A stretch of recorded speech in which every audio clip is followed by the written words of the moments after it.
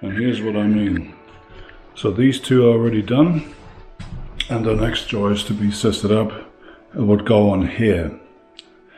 And there's that little junction box there that I would have to, either I would have to notch the joist that I'm putting on there, but because this is only kind of like a terminal junction box, it would be much better to just take it out, because from there it doesn't lead anywhere through here, it's all coming from there. And since I have all of these floorboards removed and all of these wires are for downstairs, and I have rewiring plans for downstairs, this is probably the time. And this is what downstairs looks like. It's the living room / material storage for now. I have my rock wool, I have my 9x2 joists, some 2x4s, plywood sheets, plasterboard sheets, etc. Radiator, and so on. So the wiring that I have here is as follows. There is a 2-gang switch there, and this switches the light that's outside as well as that ceiling light, which I also need to move because with the layout that I have in mind for the living room, having a light there does not make any sense. And then there's all these wall sconces, these fantastic pieces of interior decoration, really tasteful. So there's one here, one used to be over there, there's one there, and there's another one here. It's not visible at the moment, but yeah, it's there. So, what are the plans for this room? There's going to be a corner sofa around there with a coffee table here. This is important because there's going to be a sofa there. There's 2 lights here. That corner sofa is not going to cover the whole width of this wall, and that means I don't need 2 lights there, so that needs to be moved over there, and the light that's there needs to be moved over to this wall. That can stay as is, because hopefully there'll be an armchair there close to the fireplace. This light can stay there too, because again, probably the location for another armchair.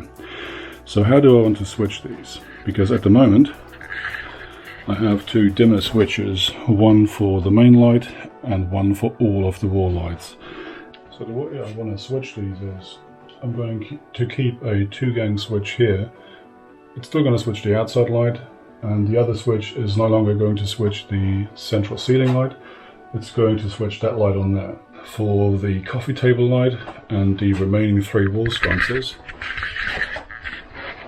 I'm going to have a 4-way switch there. And that makes a whole lot more sense. But that means I now have to rewire all of these sconces, and I have to move some sconces as well. So yeah, this is the time while the floorboards are still out upstairs. Right, let's see if I can make sense of this. So based on the relative positions of these wires, that's the patio light itself. There's a terminal there, and this has got to be the switch wire for the patio, because it's coming through there and it's going into the terminal. Because there's the switch there, and it's a 2-gang switch, so the other gang is for the central ceiling light in the living room. And it's these 2 wires. I think the thicker one is a power supply, and it's just a 2-way switch cable, and it makes sense. If I look where that's going into the ceiling light there. So that's what those are. That's fine. Moving on over. So this guy here, that has got to be the switched wire that goes down to the wall light that's between, or that's next to the patio door. And looking where this is going, also all the way there. I'm pretty sure that that's correct, because again, all of the wall lights are switched right next to the door. So that has got to be that. And there's these 2 wires here, but based on their thickness, those have to be power sockets.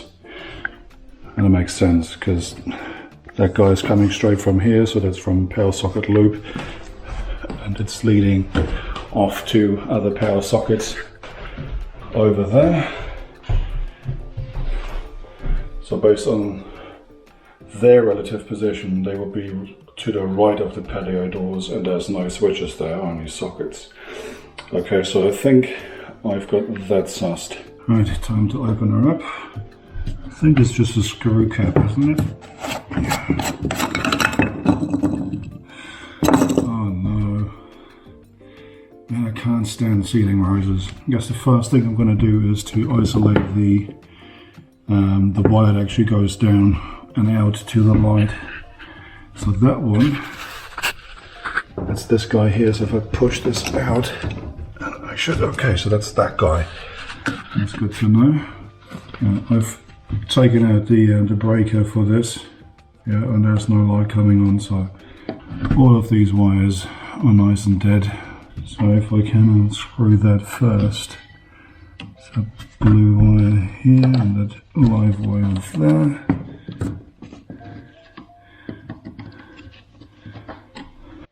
So I've got a crap ton of wires here. That's the power supply. That's the guy that goes down to the light switch. That's the wire that connects to my patio light.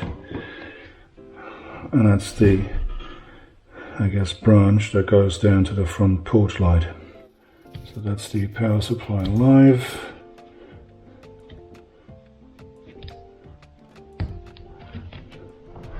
That will definitely need to go together with one of these.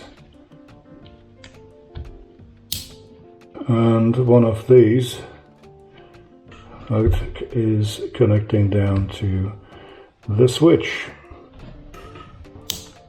And next thing that needs to be connected. So if this is the switch, that needs to connect to the porch light, because when that switch is on, that'll close the circuit.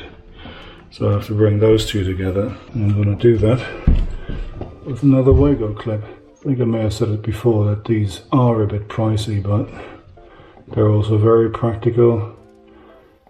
And if I have to pay a little bit more in order not to have to fumble around with those stupid ceiling roses, then I'll gladly pay that little bit extra. Okay, so these these neutral will also need to be brought together. And of course, this will also be a neutral, so they can go into another 3-gang Wago clip. That is of course pure experimentation on my part. Once I've figured out that they're all wired up correctly, I'll neaten this up a little bit. I think I have it so far. Time to flip the breaker back down and check that the front porch and patio light are working correctly. Did have a quick check just there, and they are working as intended. So I'll just have to get all these earth wires here and give them some sleeving. I think I may have some earth sleeves, some extra earth sleeves somewhere. Just make a somewhat neater job of this than it is so far. And then I can move on to the other lights, because of course this was only one of 6 that I have to redo. So there's still quite a bit of work ahead of me. So I spent some time just staring at these wires there, just trying to make sense of them, or trying to figure out how to best use them for the system that I have in mind. And I've come to the conclusion that there is not much hope in salvaging these. I'll have to rebuild this from scratch. So the first thing I needed to do is try to figure out where the power is coming from, like what's the power supply, and that is this wire here. Like, it's coming from there, and I know that down there, or down this side of the house, that's where the consumer unit with all the breakers, the breaker switches is. So that makes sense for this to be the power supply. So I'm going to pluck that out. Then I'm going to tear all of the other ones out. I'm just going to draw a quick schematic for myself, not to lose track. And then I'll get started on rewiring this for good. Now, in order to get that light installed downstairs, what I did was I measured the length of this wall, which is pretty much the same length as the joists, 3 meter and 60 centimeters. Divided it by 2, that's 180 centimeters. And then just made a pencil mark here. And then I drove this this bit of rebar down there with a mallet to make a little, I guess, tunnel for the wire, for me to bring it down from up here to have the light installed downstairs. And now, of course, the challenge is to get that bit of rebar back out.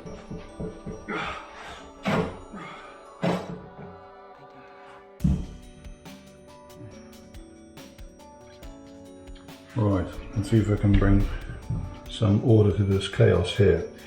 So what I'm looking at is 5 lights. There's 4 wall lights and 1 ceiling light. So you would think that one of these little handy Wago clips or clamps or terminals would be enough, but it isn't, because of course I still have to have my incoming power, and then the loop continues. So that's another 2 that I need to somehow connect. So I have 7 really, so you'd think, okay, I could make it work with one of these and one of these. That doesn't work because I also have to connect them, so that adds another slot. So what I'm looking at is I have to use 6 of these. So I'll start with my incoming power, the power source, and it's this guy here. And just to bring some order to the chaos, I'm going to use a junction box to then keep all these in, so that they're not just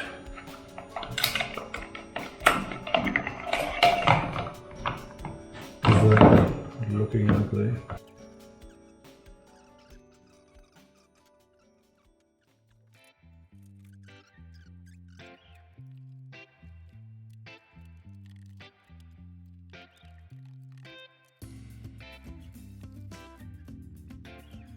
Now I've skipped ahead and wired most of these lights and switches together in this junction box.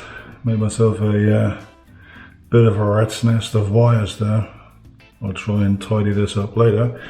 And I have one more switch or one more light to install, which is the ceiling light for the living room downstairs. I don't want a light to be just hanging in the middle of the room. I want the light to be above what's going to be the coffee table. So the dimensions downstairs are pretty similar to what they're up here. So that wall down there is 3.6 meters. That's the same as here. I think I have about 2.7 meters from that wall to what is the living room door. That's going to be a corner sofa that determines where the light's going to be. So any sofa has about 1 meter or 100 centimeters depth. That's pretty normal. So there's 100 centimeters there, there's 100 centimeters there. You have to add about 40 centimeters of walk around or walk in between space between a couch and a couch table. So that's another 40 centimeters. We're now looking at 140 centimeters. A standard couch table, at least the ones that I'm looking at, are about 80 by 80 centimeters. Possibly a meter by 80 centimeters. So I'm adding another 5 centimeters just to give myself a bit of wiggle room. And that then gives me a measurement of 185 centimeters. That's important to know. So again, that wall up here is sitting pretty much on top of what is the masonry wall of the living room downstairs. So I'm taking a measurement of 185 centimeters from that wall into the middle of the room, which gets me here. I made a little scribble mark. Now I'm doing the same from that wall here, all whilst I'm balancing on these joists, trying not to put my foot through the ceiling. So 185, that'll get me to here. So pretty much smack in the middle between these 2 joists. So what I have to do now is get a 9x2 cutoff, possibly adjust so it fits under here, under these tension struts, make a hole, run a wire down there, and that's then going to be the ceiling light. which once the living room is done should be hanging pretty central above a potential coffee table in front of the corner sofa. Now hopefully I'll have a few scraps that are just about long enough. Let's see, 32, well this is 33, perfect. I'll just take a centimetre off.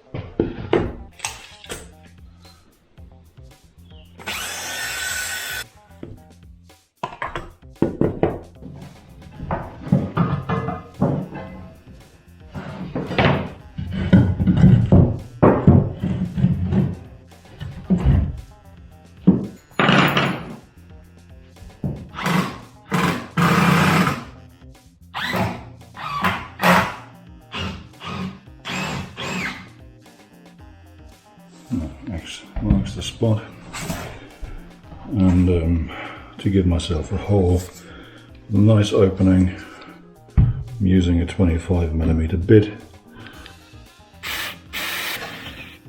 and that is that.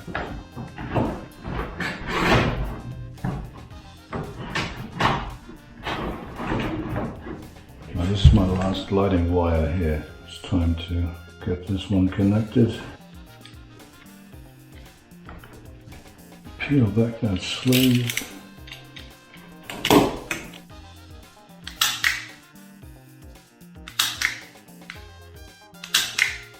My switch wire is already here.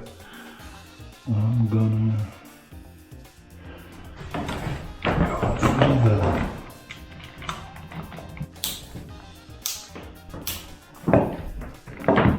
Okay. So the lid fits.